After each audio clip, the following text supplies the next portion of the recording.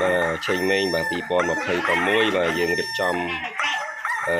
គ្រឿងរំដាប់ចំខែ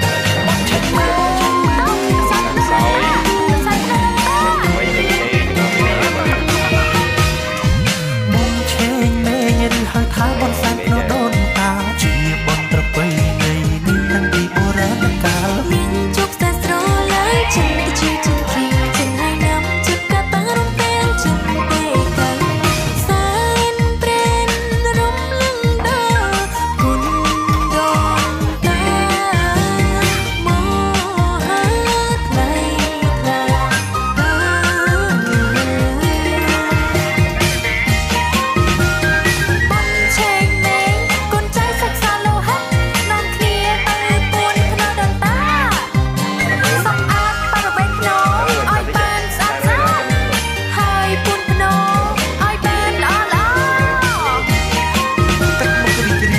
លើភ្នោឲ្យបានជប់ជាប់ឲ្យបានវេជុកសំកត់ត្រដាស់បោចម្រុះឲ្យបានសពកូនចៅរឿងកាត់កា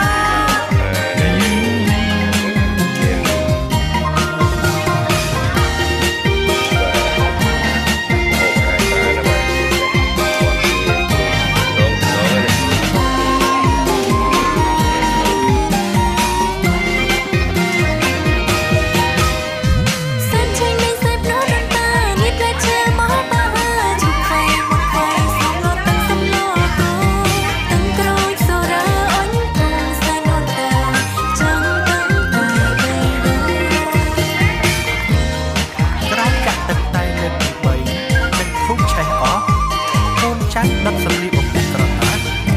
មានទាំងក្រដាសលុយដុល្លារក្រដាសមាសក្រដាសពេជ្រក្រដាសវីឡាស្គមស្កាយរថយន្តគ្រប់ម៉ាក3ដើម្បីឧទ្ទិសបញ្ជូនទៅដល់ដូនតាមានសាច់ញាតិគ្រប់គ្នាបានចែកខាតទៅ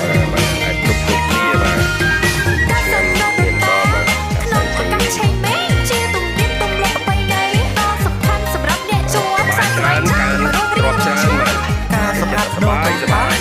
ទបានស្អាតអស់រួចសែងឆេងមេបាត់សង្កត់ក្រដាស់បោះចម្រុះដើម្បីសំដែងនៅការនឹកស្រណោះ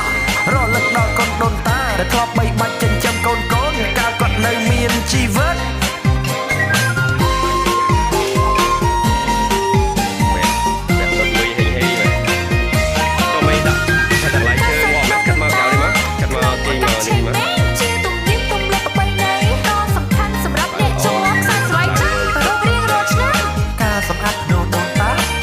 បានស្អាតអស់រួចសែងឆេងមេបាត់សង្កត់ក្រដាស់បោះចម្រុះដើម្បីសំដែងនៅការនឹកស្រណោះ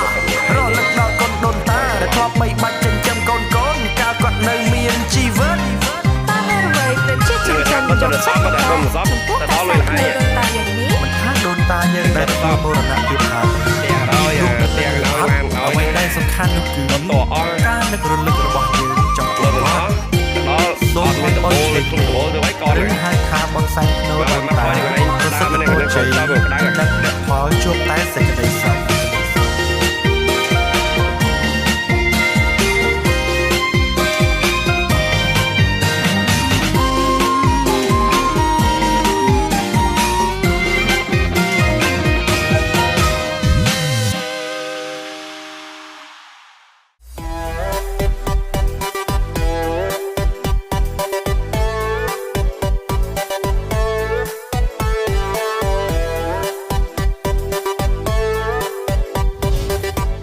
ឆ្ងាញ់ពិសាណាស់គុយទាទុកនេះពី